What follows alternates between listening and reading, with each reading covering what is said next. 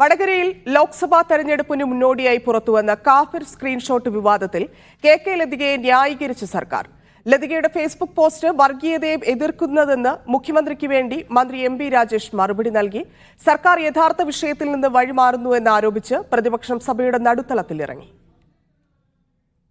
വടകരയിലെ കാഫിർ പോസ്റ്റ് വിവാദത്തിൽ മുൻ എം.എൽ.എ കെ ലതികയെ പൂർണ്ണമായി പിന്തുണച്ചായിരുന്നു മന്ത്രി എം.പി. രാജേഷിന്റെ മറുപടി. കെ ലതിക വർഗീയതയ്ക്ക് എതിരായിട്ടാണോ വർഗീയത പ്രചരിപ്പിക്കുകയാണോ ചെയ്തതെന്ന് ലതികയുടെ ഫേസ്ബുക്ക് പോസ്റ്റ് നിയമസഭയിൽ വായിച്ച് മന്ത്രി മറുപടി നൽകി.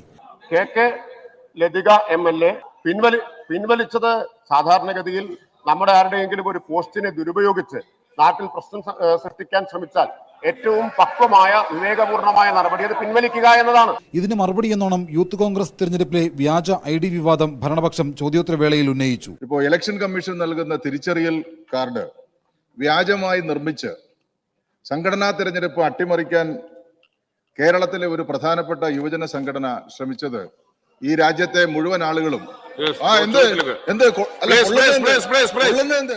ഇതോടെ സഭയിൽ ഭരണ പ്രതിപക്ഷ ബഹളം.